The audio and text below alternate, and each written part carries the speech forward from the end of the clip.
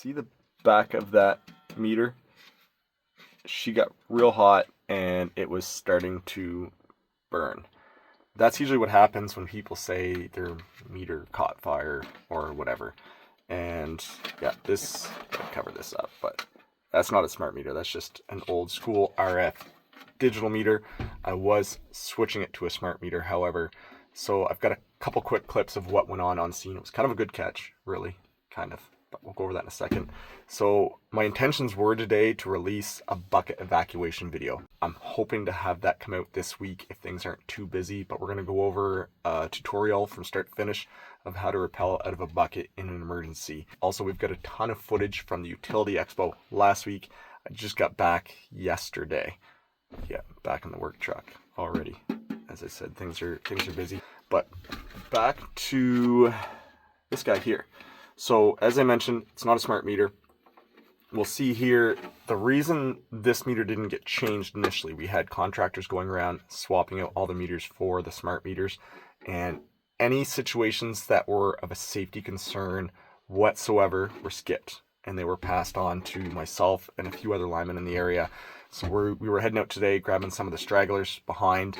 And one of the most common safety issues was when somebody built, in this case, a patio, sometimes it was a fence, sometimes a gazebo, that literally blocked access to the meter. So you can see they literally built the patio around the meter. There was no way we could safely remove the meter with a meter puller or even our rubber gloves without hitting the back of the patio. When I spoke to the customer, she mentioned when sitting on the patio, she thought she heard a crackling sound come from the meter as well. So erring on the side of caution, I went up on the roof, disconnected the hots. The neutral connection was horrible, so I cut that off as well. At that point, the power's out. Doesn't matter what's in behind here. We're not sure what's behind there yet. Sure enough, the lug wasn't broken, it was making a bad connection. So what happens over time, this meter's been on there for probably 20 years.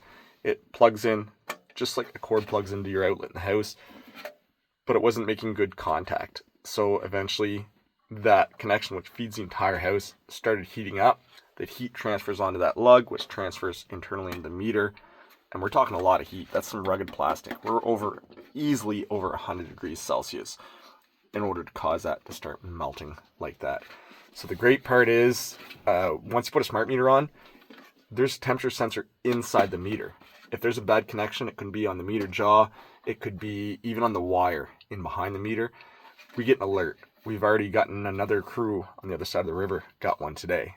Alarm went off, it went straight to our head office. Boys got a call. This meter was registering at 108 degrees Celsius. Not this meter, but across town. Boys got there, same deal. It wasn't quite to the point of destruction yet because it was caught super early. This guy was probably burning for, could have been a month, really.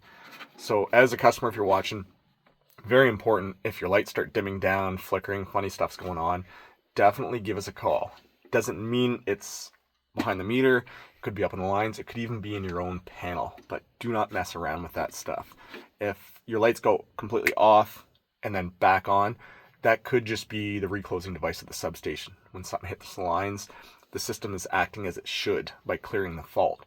But when it's not an off and back on, if it's like a dimming down, going bright, or a frequent off and on all day, maybe you plug your toaster in and all of a sudden your TV turns off or something, definitely give us a call. And if your local power company doesn't want to send somebody out, just call them back. Just call them back. Be polite, be persistent.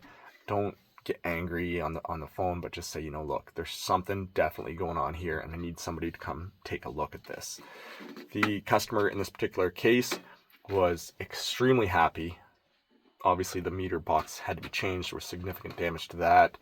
We helped them out quite a bit in this. I'm not going to get into exactly what was done. I did mean to grab a picture when I went back to the reconnect. I forgot to grab that picture, but we raised their meter up to the proper 5.5 feet above their deck, and the wires were all replaced. Everything is now up to code. The customer was very, very happy with their service and with the final product. So thanks for stopping in.